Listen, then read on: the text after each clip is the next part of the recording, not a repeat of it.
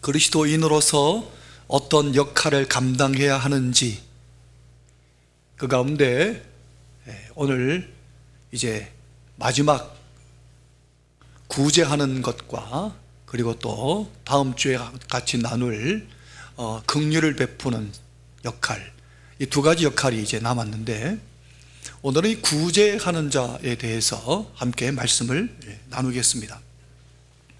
그리스도인은 교회 안에서나 교회 밖에서나 이 구제하는 역할을 감당해야 합니다.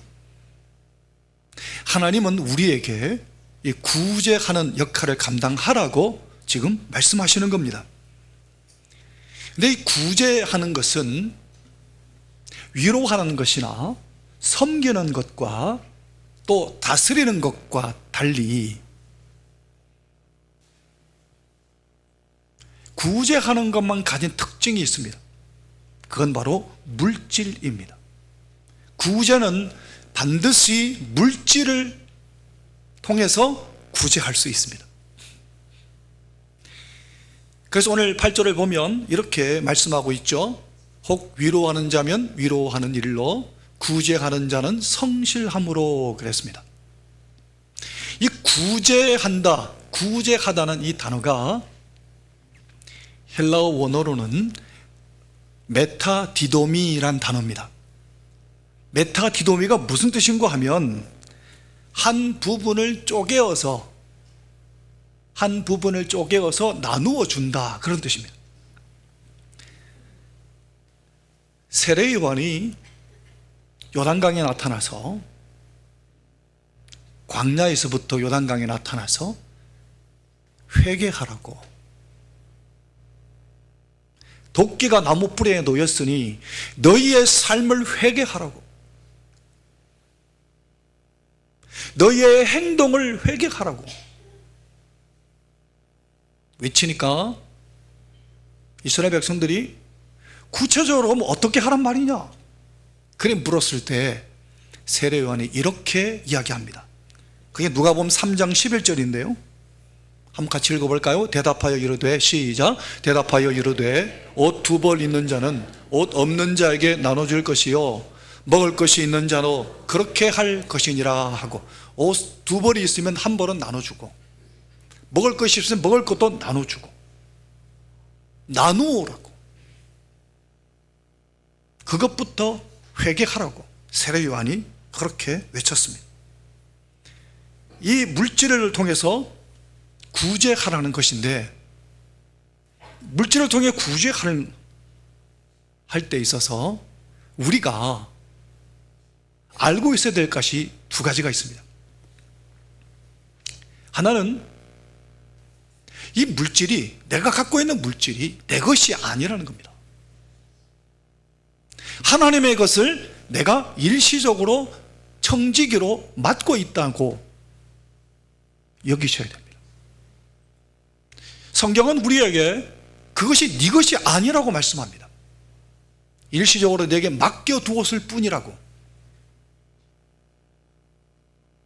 하나님이 그것을 네가 필요하지만 꼭 필요한 곳에 하나님이 쓰라고 하면 나누어 줄 수 있는 이 청지기 의식을 가지라고 성경 곳곳에서 우리에게 말씀하고 있습니다. 또 두 번째는 물질은 한계가 있다는 겁니다. 인간의 욕구나 요구에 따라 무한정 계속 확대 재생산되는 게 아니라는 겁니다. 아무리 과학이 발달해도 생산을 위한 원료는 한정되어 있습니다. 지구 안에도 원료가 한정되어 있어서 또 다른 원료를 구하기 위해서 우주를 지금 탐험하고 있지 않습니까? 언젠가는 지구 안에 있는 모든 자원들이 고갈되게 되어 있습니다. 아무리 영농기술이 뛰어나도 하나님이 햇볕을 주지 않으시면, 햇볕과 비를 주지 않으시면 쌀 농사를 거둘 수가 없습니다. 쌀이 열매를 맺을 수 없습니다. 예를 들어 보겠습니다.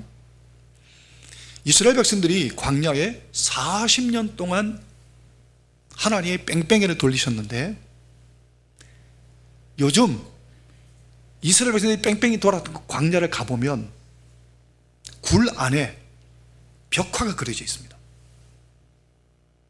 그 벽화에 보면 농사도 짓고 그리고 가축을 길렀던 그 벽화의 그림이 그려져 있습니다. 광야는 광야라고 하지 사막이라고 말하지 않습니다. 사막은 모래로 이루어져 있지만 광야는 흙으로 되어 있습니다. 그래서 언젠가는 하나님이 비를 내리셨을 때 거기서 농사를 지었다는 겁니다. 근데 하나님이 비를 안 내리시니까 광야가 되어버린 겁니다. 우리나라에도 하나님 비를 안 내리시면 농사 안 됩니다. 하나님이 손에 달렸습니다. 또 사람의 몸도 마찬가지입니다. 우리 몸도 제일 중요한 게 보니까 피가 온몸에 다 순환이 잘 돼야 됩니다. 김영생 권사님 수술하신 것도 그거 아닙니까? 피가 모이니까 이걸 빼내야 되는 겁니다. 피가 순환이 안 되고 어느 한 곳에 계속 모여있게 되면 동맥경화증이 걸리게 되는데 그러면 위험해집니다. 권사님도 만약에 젊은 사람이었다면 많이 위험할 뻔했답니다. 다행히 연세가 좀 드셔서 이게 더디 그래 돼갖고 발견돼가 수술을 해서 다행히 빼내서 이제 일상생활로 돌아갈 수 있게 되었답니다. 권사님 아까 연락을 받았는데 아무튼 이게 막히면 안 되는 겁니다. 피도 막히면 안 되는 것 같이 물질도 성도 여러분 이게 순환이 이루어질 때 그 사회가 건강한 사회가 될 수 있습니다. 그래서 우리 그리스도인들이 나누는 것이 실천이 잘 될 때 우리 사회도 아름다워질 수 있습니다. 그래서 오늘 본문에 보면 그럼 구제는 어떻게 할 것인가? 구제하는 자는 어떻게 하라고 아까 우리 읽었습니까? 방금 읽었잖아요. 성실함으로 그랬죠. 구제하는 자는 성실함으로. 다른 거는 다 그냥 뭐 이렇게 그죠? 다른 구절들을 보면 가르치는 자는 가르치는 일로 그죠? 섬기는 자는 섬기는 일로 이런 식으로 표현했는데 이 구제는 성실함이라는 단어를 쓰고 있습니다. 이 성실이라는 단어는 하플로테스라는 단어인데 여기는 네 가지 뜻이 있습니다. 구제할 때 이렇게 하라는 겁니다. 네 가지. 첫 번째는 순수하다는 뜻이고, 두 번째는 단순하다는 뜻이고, 그 다음에 세 번째는 성의를 다하다, 네 번째 지속적으로 행하다 그런 뜻인데, 자 먼저 단순하다를 먼저 살펴보면 성도는 구제할 때 단순하게 해야 합니다. 거기에 뭐 계산이 들어가면 안 됩니다. 야 이걸 내가 주면 그 다음에 내가 어떻게 되돌려 받지 뭐 이거 계산하거나 어떤 잣대를 갖다 대면 안 되고 그냥 내게 하나님 맡기셨으니까 하나님 내가 주는 그 사람이 누군지 몰라도 그것을 하나님 앞에 드리는 겁니다. 청력이 있는 마음으로 단순하게 계산하고 자로 재지 않고. 근데 만약 내가 자로 재고 막 계산해가 내게 된다면 하나님도 그렇게 하신다는 겁니다. 나를 잣대로 재신다는 겁니다. 누가복음에 보면 이렇게 표현했습니다. 누가복음 6장 38절 같이 읽어보겠습니다. 주라 그리하면 시작. 주라 그리하면 너에게 줄 것이니 너에게 안겨주리라. 너희가 헤아리는 그 헤아림으로 너희도 헤아림을 도로 받을 것이니라. 그냥 주라는 겁니다. 단순하게. 근데 그걸 만약에 헤아리고 주면 나도 헤아림을 받게 된다는 겁니다. 하나님이 너도 내가 헤아려 볼까? 라고 하나님이 헤아리신다는 겁니다. 그러니까 구제할 때는 단순하게 그냥 주라는 겁니다. 그러니까 두 번째 의미는 순수하다는 의미인데요, 성도 여러분, 구제를 하는 대상을 향해서 내가 혹시 사심을 갖고 구제를 하게 되면 그 구제를 통해서 나 자신을 과시하게 되고, 그리고 그 사람을 내가 지배하기를 원하는 마음이나 이런 사심이 들어가게 되면 어떻게 될까요?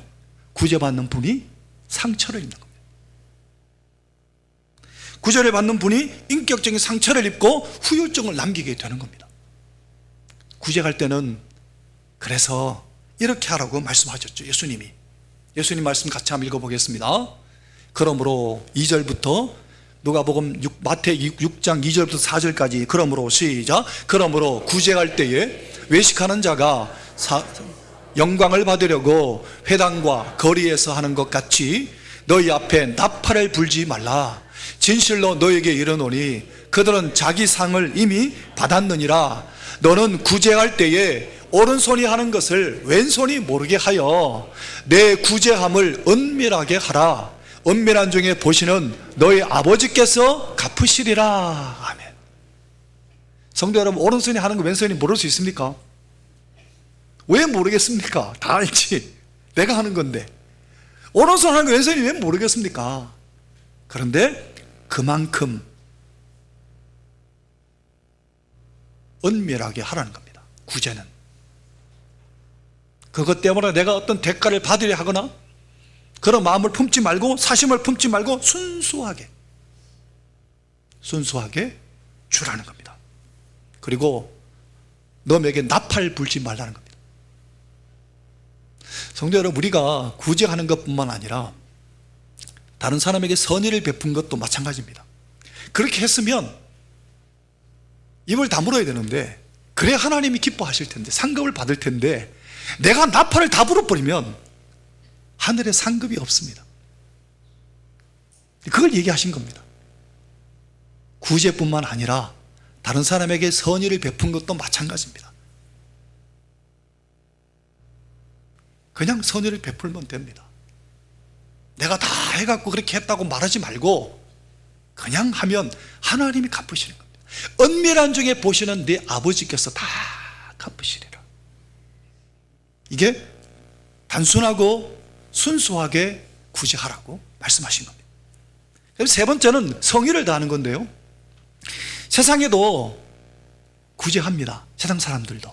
그런데 우리 그리스도인이 다른 점이 뭐냐 하면, 구제 조금 해놔놓고 크게 막 사진 찍고 막 대서특별하고 그게 아니고 성의를 다하여서 그 사람에게 진심으로 정말 사랑과 따스한 마음을 그대로 전달해야 되는데, 그렇게 하지 아니하고 세상 사람들처럼 그렇게 하지 말라는 겁니다. 물질 자체보다 더 중요한 것은 우리의 사랑과 그리고 우리의 마음이 더 중요하다는 겁니다. 그 다음 네 번째는 지속적으로 계속 행하답니다. 구제는 한 번만 하는 게 아니라 지속적으로 하라고. 저번에 한번 저희 교회에도 그들 이제 구제, 정기적으로 구제 받으러 오는 분들이 있습니다. 근데 한 번은 오늘 구제 분명히 제가 줬는데 내일 또 오는 거예요. 그래 내가 문을 밀면서 어제 와놓고 왜 또 오늘 또 오냐고 막 문을 밀었더니만 너무한 거 아니야 하니까 쌍둥이래요.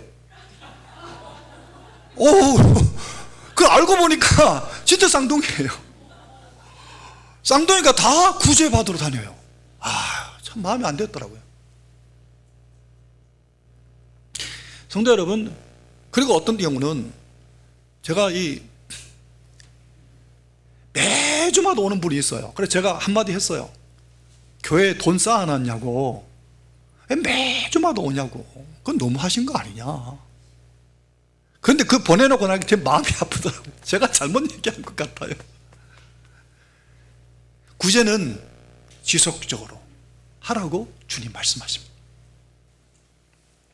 성도 여러분, 그런데 특별히 구제와 연결되는 성경의 제사가 있는데요, 화목제가 있습니다. 화목제는 하나님 앞에 이 제사를 드릴 때, 만약에 소 한 마리를 드린다 하면 소를 갖고 와서 하나님께 드릴 때 이거를 소 가운데 일부분 제사장 몫이 있습니다. 제사장 몫만 놔두고 나머지는 전부 다 이틀 안에 이 소 한 마리를 다 먹어야 됩니다. 소 한 마리 이틀 만에 다 먹겠습니까? 1,500근쯤 나온답니다. 소 한 마리 잡으면 1,500근이면 산 사람이 한 근 먹는다 쳐도, 그죠? 1,500명에게 나눠야 되는 거예요. 그래서 화목제 드리는 날이면 그 화목제 드리는 날은 그 동네 잔치인 거예요. 완전 잔치 벌이는 거예요. 온 동네가 다 먹어야 이틀 만에 다 먹어요. 레위기에 보면 이거를 사흘 아침까지 놔두면 저주를 받으리라 그랬어요. 하나님 그 제사 안 받으시는 거예요. 왜 그러셨을까요? 나누라고. 많은 사람들과 함께 이 하나님의 복을 나누라고. 그게 화목제입니다. 성도 여러분, 사람이 살다가 죽게 되면 어떤 형태로든 간에 세상에 뭔가를 남긴답니다. 거지도 죽게 되면 밥통과 누더기가 남는답니다. 그렇지 않습니까? 우리도 하나님 부르심 받게 되면 뭔가 내가 남겨두는 게 있습니다. 그런데 이 남겨두는 게 크든 작든 간에 물질이 남는데 내가 남겨놓은 것이 화목제물이 될 수도 있고 우상이 될 수도 있습니다. 내가 일평생 살면서 내 삶이 하나님 앞에서 물질을 어떤 신앙 갖고 어떤 가치관을 갖고 물질을 썼느냐에 따라서 내가 남겨두는 물질이 화목제물이 될 수도 있고 자식들끼리 원수지간이 될 수도 있습니다. 성도 여러분, 부모가 유산을 남겼는데 거기다 정확하게 유언을 남기고 정확하게 어떤 이걸 처리하지 못했기 때문에 형제지간이 원수되는 가정들 많습니다. 우리 교회도 있습니다. 형제지간 완전 원수되어 버립니다. 그건 부모가 잘못 산 겁니다. 부모가 명확한 이 물질에 대한 가치관과 분명한 화목제물을 하나님 앞에 드리면서 살아야, 그리고 남겨둔 그 물질에 대해서도 미리 하나님 앞에서 이것을 다 정리하셔야 됩니다. 안 그러면 자식들 원수 만들어 버립니다. 왜냐하면 우리는 언제 죽을지 모르니까요. 미리 이런 부분들은 준비하셔야 됩니다.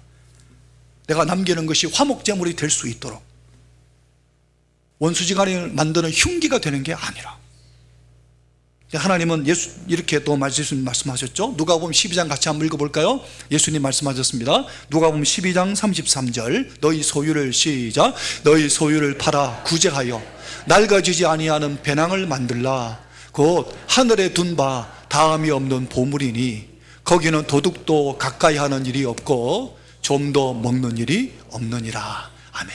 예수님이 하신 말씀입니다. 주를 위하여 드린 것만 남습니다. 하나님이 그것을 기뻐하십니다.